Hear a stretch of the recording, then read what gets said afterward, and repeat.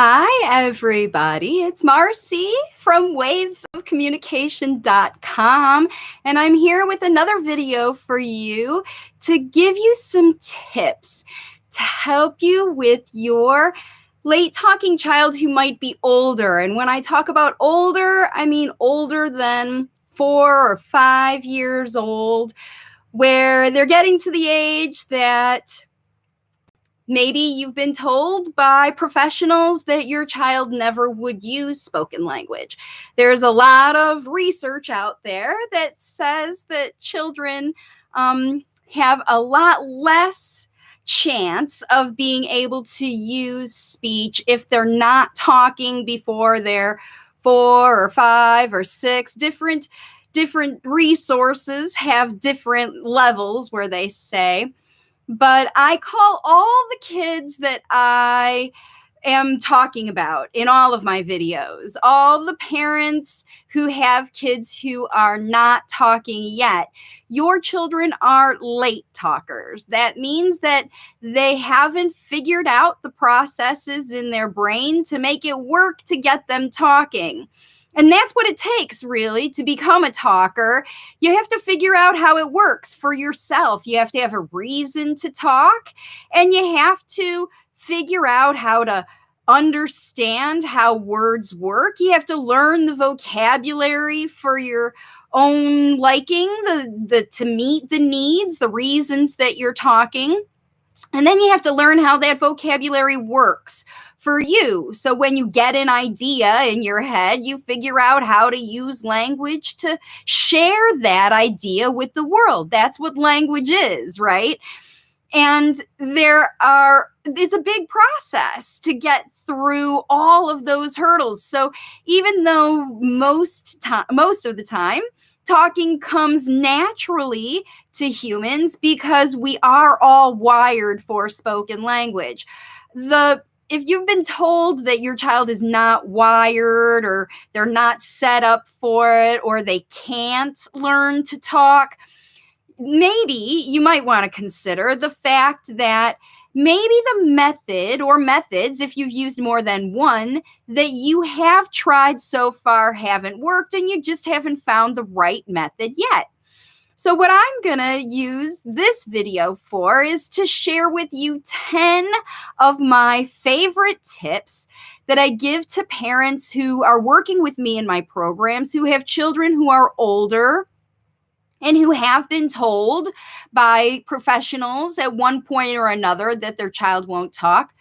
But the thing that is the same about all of these parents, and you even, if you're watching this video, is that you know different. You know that your child has ideas inside. You know your child is smart. You know your child is good at problem solving. And you know that your child wants to talk. And you know this because they're already using nonverbal communication to share their ideas with you in some way or another. Because a super smart child, no matter how old they are, even the really little ones, will try very, very hard with behaviors and nonverbal ways to get parents to understand them when they have their ideas, when they want to share. So it doesn't change as your child gets older. The only thing that happens is their ideas get more sophisticated. They learn more language and understand what's going on around them because they are older. They're watching, they're listening, they're looking. And this is your chance right now while you're home with your child to be able to use the communication that they are already using right now to understand how to shift that communication into words, because you know it's true. You want your child to talk. Otherwise, you wouldn't be watching this video. your child wants to talk to because they're already non-verbally communicating. Maybe they don't know how to say words and they don't like it because the way that you've been teaching them, or other people, if you haven't been doing it, have been teaching them so far, they haven't enjoyed, or it hasn't been the right way. So let's get into these 10 tips while a few people are joining me live. And if you're watching live, say hello, please. Drop me a comment and tell me what you think and what you've been doing, or how you've been going along with your late talking child. I'm live every week on YouTube, so you can always join me back if you ever want to see me again. And if you're watching on the replay, please pay attention and give this video a like. If any of these 10 tips are beneficial for you, take action with them. That's the most important thing that I want to share with everybody who's watching this, because you can listen and learn and watch videos and listen to my audiobook all the time, but the statistics show that most of the people who watch this video aren't going to take action. You're going to watch and you're going to think, that might be a good idea, and then you'll go right back to what you're doing now. And if you have an older child, listen, it's not working for you. That's why you're on the internet. That's why you're looking for new resources. And if you know somebody who has an older child and they are stuck too, please share this video with them. And I'm going into this little rant because it's really important for you to understand. 23,000 people hit my website this month since the 23rd of March. I couldn't figure out why things were starting to break down on me, and I realized so many people are looking for this information. I can't believe how many people, 23,000 people. Thank you, by the way, to everybody who has visited my website and checked out the information. And those of you who are watching this video, I'm sure it's because you found it through my website. And thank you for joining me. And thank you for taking action, because all of the videos all across my platform are designed to help families. They're designed to help you take action right now. So there are things that you're going to learn today that you're going to be able to take action on, but they're not going to help you unless you do the work. So let's get into it. Tip number one, if you have an older late talking child, that means that they're older than 4 or 5 years old and they're not using spoken language spontaneously. They might be using something else.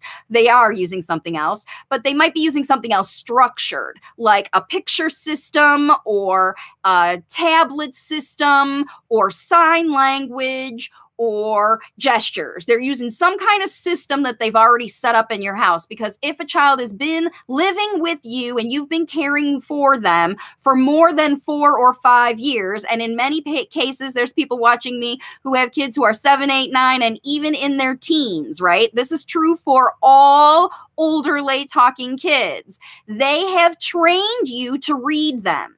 They've trained you to understand their nonverbal communication. The systems, the sign language and picture cards, those things are helping them use whatever else they're using nonverbally, pointing, gestures, demonstrating stuff. They're helping you guess what they want more accurately, because their ideas are more sophisticated as they're older, and they're learning more vocabulary to tell you about the things that they can't physically show you. That's always why older kids move into nonverbal communication systems. So the first thing is understand that those communication systems already exist, and you are going to be changing your child's primary communication, which is a big deal. This is a lifestyle change. This is like, we always communicated this way ever since birth, and now we're communicating in a new way. It's like everyone in your household speaking a new language, because in fact, your child is not a spoken language communicator. If they're limited verbal, even if they're using only needs-based language, they're still not an English or whatever language you're teaching. If you're listening in English, your English language speaker. They are using those words as behaviors and augmented. That's why they call it augmentative communication. They augment their speech or their behaviors with speech or behaviors. The two systems support each other. but they are both nonverbal ways to assist someone else to understand a person's message. That's what communication is. We want people to understand us, and we need to help them understand us. Language is the easiest way, so all kids want to use what's easy. We don't want to use what's challenging, and they're going to be stuck using what is easy for them now. The thing you need to do is understand you can't force a new communication system onto your child as speech. You can't start to watch these videos and go, okay, in 10 tips, I'm going to get my kid talking. No, this is language facilitation, where we facilitate the natural speech. That's why I talked about it at the beginning of this video. That's how we facilitate the natural speech to come out on its own. All of the developmental systems have to come into play in order for language to work. So the first thing you need to do, the first tip, is to understand you're not going to force this. You're facilitating it to come out on its own. So any expectations you have of your child talking in any time frame should go out the window, because you're just going to be celebrating what comes out and facilitating that to happen. Now, so that's really a pre. And the first tip to make it happen, to get it on the way, to actually facilitate it, is number one, make sure your child is regulated. And this is before you're starting to facilitate any kind of talking at all. Their sensory needs need to be met. If they're hungry, if they're thirsty, if they don't like their temperature around them, if it's too loud, if it's too quiet, if it's too bright, if it's too dark, if it's too anything that is causing your child to be unregulated, they're not going to be able to listen and learn language at all from anybody. So think about how much time during the day your child spends being unregulated, where they are fidgety, where they are needing to stim. If they are stimming and calm, that's one thing. But if they are anxious and seeking stimulation, that's not a child who's regulated. A child who is seeking is not a child who's satisfied. That's another way to think about regulated, is satisfied. Is your child happy to be in whatever situation they're in? Are they enjoying life, or are they in a perpetual state of anxiety where they are looking for something to feel better? If that is the case, number one, you have to take care of that. Use your OT things. Use movement. If your child is only regulated when they're moving, allow them movement. If they're only regulated when they're biting and chewing on things, give them something to bite and chew on. If they're only regulated when they're hearing music, play a lot of music. And you'll want to have these sensory experiences that you know your child needs to keep them regulated before you can do any kind of talking. Older kids, and the reason this is more important, it's important for all stages and all ages of kids, this number one tip. However, it's more important for older children because they have more problem-solving ability to resist anything that causes them to feel unregulated. So they will avoid, they will craftily avoid, they will use all their smarts to get out of anything that causes them to feel uneasy, unhappy, unsafe, bored, lonely, pressured, anxious. They know that certain activities, inputs, situations, whatever, it might be a TV show, it might be a clothing item, it might be a room, it might be a person, sets off your child and causes their regulation system to be off kilter. These are the things that you need to focus on first. That's why all parents with kids who are on the spectrum, they start with OT, because the OT's job is to help you. If you have a sensory diet, if you don't have a sensory diet and your child is unregulated, that's when you need to be having a telesession with your OT to get a sensory diet for your child.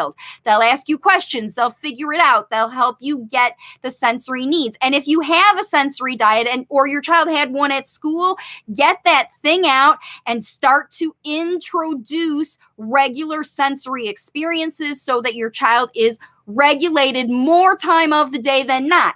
I tell the clients in my system that it's like a tipping point. This regulation is a very tiny point. And if you provide too much stimulation of one kind or another, that whole balance gets out of whack. And whenever this is the only time when things are all balanced and regulated, that's the only time that kids will move forward and learn. So this number one tip, you've got to get them regulated and keep them regulated.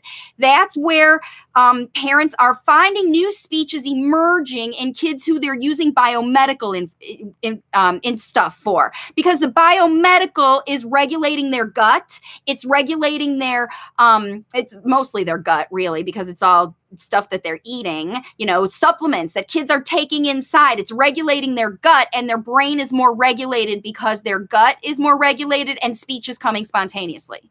Right? So that's why this number one tip is so important. If it is sensory experiences, if it's biomed, if it's whatever you are using. I mean, those are the only two that I know because they're sensory input. It's a sensory problem. You have to get those needs met. If your child has a gut issue, if they're having other behaviors and biomedical is working for you in one way or another, then their diet and their gut is the way to go. But this is just the first step. Getting them regulated is the first step. So you do that first. And then number two is reach and teach. I have a whole video to describe the whole process, but in a nutshell, it is once your child is regulated, satisfied, feeling good, doing what they love, and happy about it. Even if they're not interacting with you, if they are by themselves and they are regulated, you watch them. You see what do they love to do in those moments that they're regulated. Not the stuff they're seeking to get regulated. That's also helpful. But a lot of times with older kids, that's what the practitioners will use. They will use the regulation things as their child's motivators. And when it becomes you're needing, it's almost like it causes the addiction because you can't get it while you have to work. So you can never focus on the work. You're too busy worrying about the thing that you don't get, the thing that you can't have, right? When you're trying to work and you don't like your work. And that's why people will use these sensory experiences as rewards, but that's not it. You have to give it to your child anyway. They have to be regulated before you try. And then when they are regulated, you watch them and you see what do they like to do? Because when they're regulated, that's when their intuition, their creativity, their curiosity can take effect because they're balanced. And the things that they are interested in, excited about, curious to know, they're going to gravitate toward and do those things. If something is presented to them while they are in this balanced state, they're going to be more receptive to it. So you're going to reach them where they are by watching them and either joining them if they allow you to join them while they stay regulated, because as soon as you introduce something that puts that balance off, then you're back to number one and you've got to get them regulated before you start. So if they allow you in their space and you're able to keep them regulated and interested and focused and curious about what you're doing, then you're always going to be successful. But if you push forward to try to teach until you reach your child, you have to reach them first before you can teach them. If you try to teach them before you reach them, you'll fail all over again. And I know that if you're watching this and your child is older, you have tried a lot of stuff that has failed, that you have tried, that didn't work, that you've tried again, that didn't work, and you keep trying those things. After some point, you have to realize that those things aren't working and you have to do something different, even if it seems counterintuitive. Like we used to have to work very hard and this is not very hard. I used to try to push in and force myself into my child's space to get them where they were and teach them something. And now I'm going to hold back and watch them and let them invite me in. Like I said, the strategies are all in a video called Reach and Teach Your Child. Search for it on my YouTube channel and you can find it. All right, so the third strategy, once you get them regulated and you reach them so that they're enjoying yourself, you want to notice this important thing. Also, the time when your child is independently getting things or when they're asking you for something, when they are initiating communication or they're wanting to do something on their own, observing them, you want to notice what are their problem solving and communication methods. What is this nonverbal communication that your child has set up in your house? What does that look like? Is it gestures? Are they just waiting till you leave the room and climbing the cabinet? Because you'll see patterns, you see. You have to notice your child. What are they using on a regular basis to get their needs met and communicate their ideas to you? Notice what those things are. Write them down. You might have to observe your child for a couple weeks. In my program, I watch video, and in my independent study, I have parents record themselves with their kids and watch that video so that you can observe and see. This is what a therapist would have to do. Play with your child, watch you play with your child, and observe what are they using now? What do they know? Instead of trying to test them to find out, do they know what you think they know? Watch them and find out what they know on their own. What have they figured out? Have they figured out how to get into things, get out of things? Because they have. If they want it bad enough, they will learn how. And write and make a note of those problem-solving things, because those things that your child has created, that holds the key to the language they need and want. The things that they are seeking out and trying to do, that's what they ultimately want to be able to talk about. No, thank you, I don't want that. I want this other thing, or I really wanted that other thing, or listen, I just thought of this cool idea based on what I saw on TV last week. Your kids have all those ideas going on in their head, and they don't know how to use language to communicate it. And if you've given them some other kind of system that you're doubling down on, like if they come to you and they're using a nonverbal and you're trying to get them to say words, give it up. It's not going to stick. Your child's not going to keep it long term. Once they get past 4 years old, they're not going to develop a communication system based on somebody else's needs. They're only going to want to communicate what's in their own head. They will say words and do things because they will get rewards for them. And they'll keep doing it, and they might get compliant or not compliant, depends on if they like it or not. But unless you are facilitating them, giving them the words that they want, they're not going to talk on their own, ever. They're only going to use those words when they're told, just like you're teaching them to use them when they're told. All right. So you want to watch, how are they using whatever they're using to communicate when they're not guided, when they're on their own? What system did they develop? Right. And so that's number 4, is what is their go-to communication? When they're upset, what comes out? When they want something so bad they can't hold it in, what comes out? Is it a scream? Is it a point? Is it a throw yourself on the floor? Is it a picture a point? What is it that is their go-to language? Because that's where they're stuck, and you have to help them connect. Whatever you're going to teach them must connect to that thing. That's why the tablet systems data shows that kids will, once they learn and they start to hear talking, then they start to say words. It's because they don't want to deal with the machine anymore. They don't want to have to go through 5 levels to say the thing that they want to say. Once they learn that phrase, I want whatever, works, they don't have to push the I want button anymore, because they learn I want, fill in the blank, works for whatever. They don't have to hear the computer say it anymore, because they heard it enough times. They know that it triggers them to get what they want, and that's how they learn to say it. But with language facilitation, it kind of works the same way, except instead of hearing the same thing over and over and over that comes out of a box, they're going to hear what they want to say, not what someone else told them to say, prompted them to say, or that is appropriate for the situation. No, it's what they want to say, the words that are inside of them. So when you're watching your child and you're seeing them use their go-to communication, if in your house, I promise you, it's not their tablet. When they are upset or frustrated, they're not running to get the tablet, come back to say, I am feeling very frustrated right now. If you're watching this video, that's not happening. How is your child telling you that they are very frustrated right now? It's not going to be with the tablet, not unless you cued them to tell you, because if they're already that sophisticated with language, you're not going to see that behavior. You're not going to have that frustration. The frustration exists. That's why you got to mold it, right? That's why you got to do something else.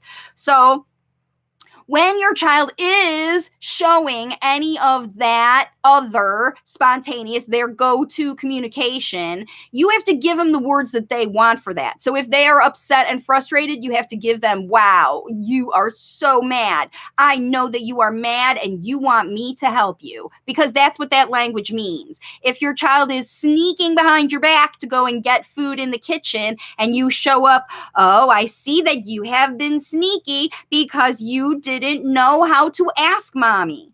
You know, that's why they're sneaking. If it's something that they could have, it's something that they can't have. You haven't explained to them enough that they can't have it, and they don't have any kind of consequence for taking that thing anyway. I mean, you haven't taught any of that. That's why it happens. Kids are self-serving. They're going to be getting what they want their way, one way or another. You as a parent need to use that. You need to use whatever they are craftily trying to communicate, even if they're not communicating it to you, they're communicating it to the world. I'm hungry for ice cream now, and I'm eating ice cream. And it happens somehow. If they didn't ask you, they still got the idea, I'm hungry. I want ice cream. The ice cream's in the freezer. I can ask mom to get the ice cream, or I can try to get the ice cream on my own. I think I'm better off trying to get the ice cream on my own. How am I going to get it? I have to go grab a stool and pull it over. Yep, I can reach all of that process is going on in your child's head, right? They are going through the process. How am I going to get ice cream? From the time that they thought in their head, ping, I want to eat ice cream. They're trying to figure it out. They're trying to problem solve it. When you change that language and you put it into words that they can understand, wow, they will listen to you then, because that's the stuff that they've been trying to communicate to everybody. I'm hungry for ice cream. I wish ice cream would arrive. And when they just can't think it into being, they take action to make it happen. That action is the words that they want to say. That's how you do it. You feed them the words that they want. You want ice cream now. You didn't want to wait for mommy. You climbed. Wow, you are smart. You found a way to get it yourself, right? Because that's what they're thinking. And you might be angry that they climbed and got the ice cream themselves, and you could be saying something a whole lot different. I can't believe you got that ice cream. You did it yourself. Oh no, that's bad. Blah, blah, blah, blah, blah, blah, blah. That's not the words that your child wants to hear. If you want your child to not do that again and use words to ask you the next time they get the idea in their head that they want ice cream, you have to teach them that whole process from the beginning to the end by showing them the words, feeding them the words that they want to say. Because I promise you, they're enjoying that ice cream a lot more than listening to you be angry about the fact that they got it. They don't care. They don't care. They're all about themselves. That's what kids are, right? All right. So that was number 5, is feed them the words they want. Number 6 is use fun language. So the words that you feed them can't be boring. You want to eat ice cream now. Ice cream is yummy. Yummy ice cream. Say yummy ice cream. That's not what I mean about feeding the words they want. I mean fun words. You're feeding them the words they want without expectation for them to say them, by demonstrating what they would say next time. Hey, ice cream sounds good. I want ice cream. Yesterday, it made my tummy feel yummy, and I want to have it again. Maybe mommy will give me a big bowl of ice cream. I hope she gives me chocolate, right? That's what your child's thinking. I mean, that's what most kids are thinking. And if you know your child, you know what they are thinking. That's the language I'm talking about. It's real language that kids think, kid language that's appropriate for their age, right? You don't want to ever just give them words that you think they should say. That's why a lot of parents are like, I don't know what to say. It's because you're thinking too hard about it. Just tell them the words that you think they want. What's he thinking? Well, he's thinking, you're annoying me right now. Say it out loud. Because if he's thinking it, then he wants the words to say, you're annoying me right now. How empowering for a 12-year-old child to say, you're annoying me right now. Most of life annoys them. They're adolescents. That happens, right? Especially if they've got regulation issues and they're nonverbal and people talk down to them like they're babies all the time, right? These are older kids. That's the other thing. It has to be age-appropriate, fun language for them. And you have to notice, here's number 7, notice they're talking. Notice what they are doing. What are they saying? Is it echolalia from shows that they're watching? And what are the words that they're saying? Are they the same questions that you're asking them? Are they saying back to you? Are they singing? Is it just gobbledygook with occasional words coming out? Is it a whole bunch of part words? Pa, do, like that kind of stuff? What is coming out of them?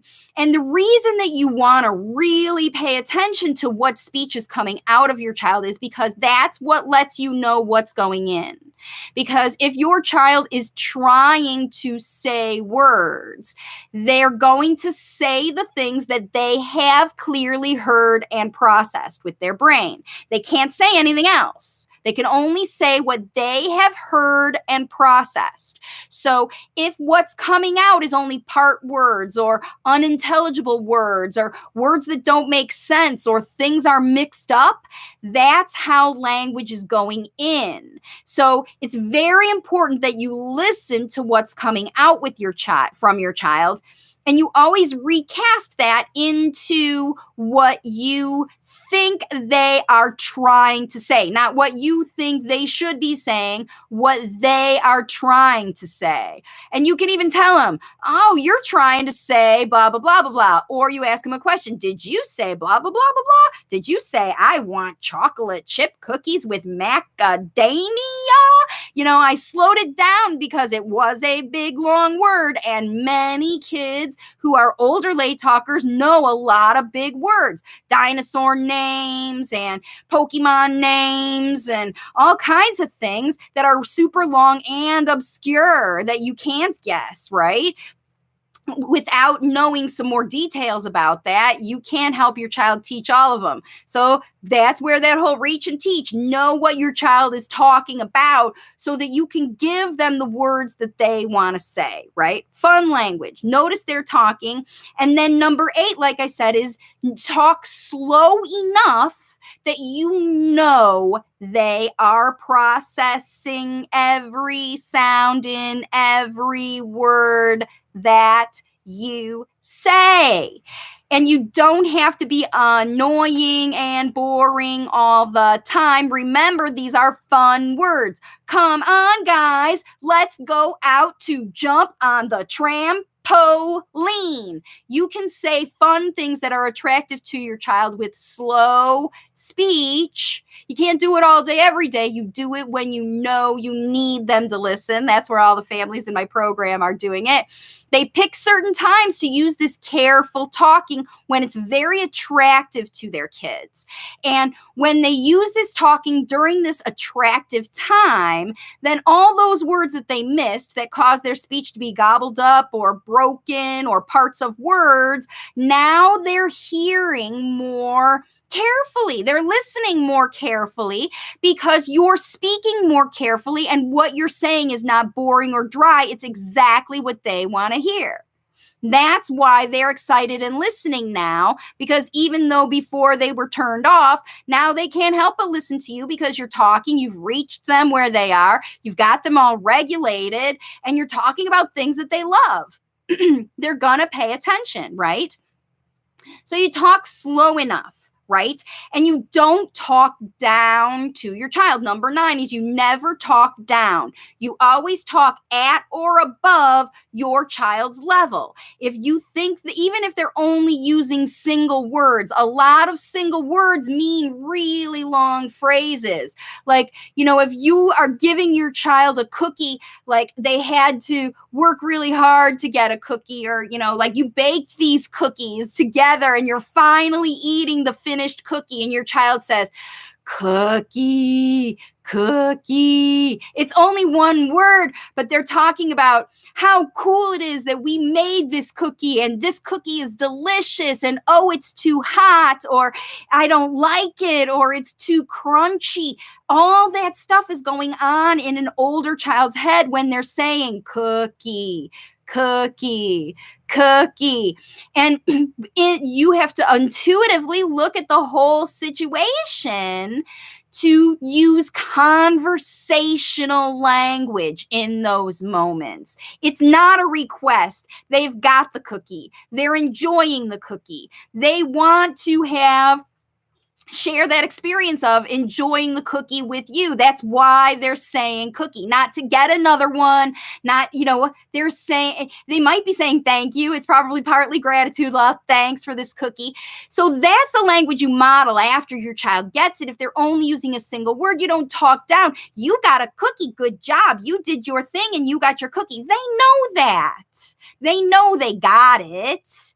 They want to talk about it and why they got it and what's so cool about it, especially an older child. They've learned all the nouns. They don't know how to put them together into language. That's why they only say a noun, and you expand their language to include the things they want to talk about, not the things you talk about. Cookie is a food and cookie is round, and what other things can we think of to eat, right? Because that takes away from the conversation of, hey, we baked cookies today and aren't they yummy, and maybe we'll get fat and eat a bunch of cookies. I mean, that's why you bake cookies, right?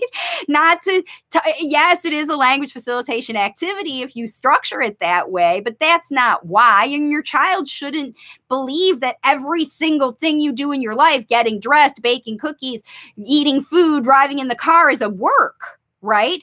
But when you're prompting them language through all of those things, it seems like work. It doesn't seem like fun. So your talking should shift over from that work kind of prompting kind of talking, where you have expectation for your child to say what you want them to say, and you shift it over and you talk about the things that they want to say, that you think, that you see, that you observe them wanting to do or say or share. You provide them with the language for that, right? And then tip number 10 for facilitating language with older kids is to use celebration, for gratitude for every single try that your child has. Even if they're saying echolalic stuff in the other room. Hey, I hear you in there talking. You're practicing talking. I love to hear you talking. Thank you so much for practicing talking. Every time your child tries to open their mouth or imitate or give it a go, because that's how they're going to start with their language. It might sound like imitation at first with the little kids, but the older kids, they talk when they want to. Period. End of. When they are excited, that's when it pops out. When they're so excited, they can't stop themselves. But in response to a prompt, after this 4-year-old stage, you might as well forget it. And that's why so many people shift kids at that stage over to nonverbal communication systems, because they stop being able to imitate and say words when you want them to, because it's boring and you've already taught them all those words. They don't know how to use language. So you can Teach your older late talking child how to shift from whatever nonverbal communication system they are using, and they're using something, even if it's not structured. But if it is structured, I promise you it's not all they're using. Even if they're using RPM to spell out everything, that every idea they have, they are still using behaviors in the middle of the night when they have a bad dream, when they fall down and skin their knee. They're not running over to grab a letter board to point something out, unless they are firmly stuck in that as their go-to nonverbal communication. But most of the time, it's not that way.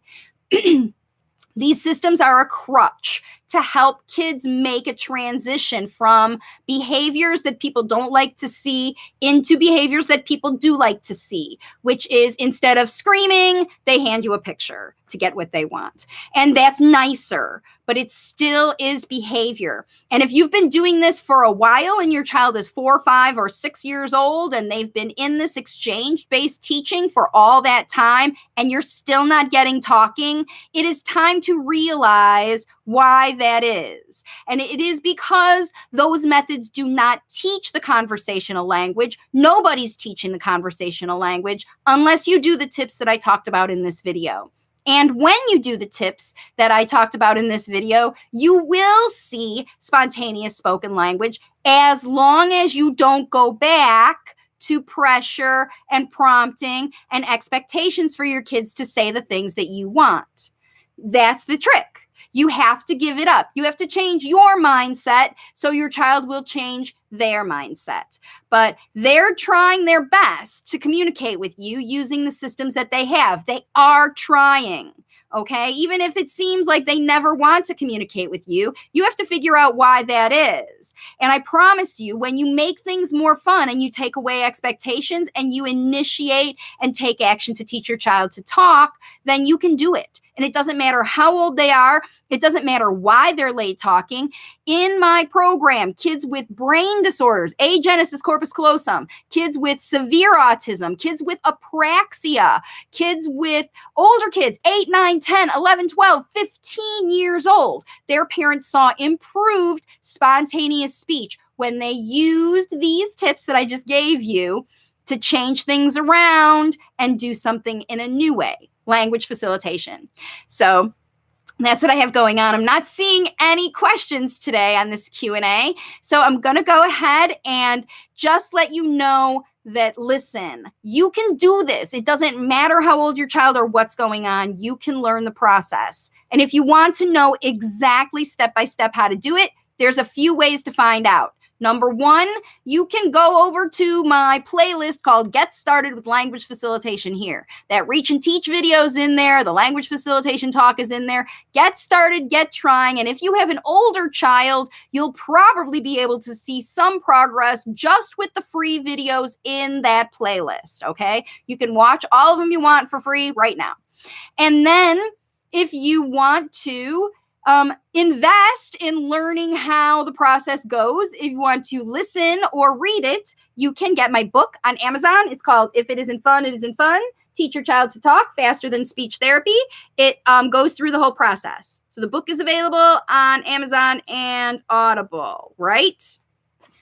Really cheap.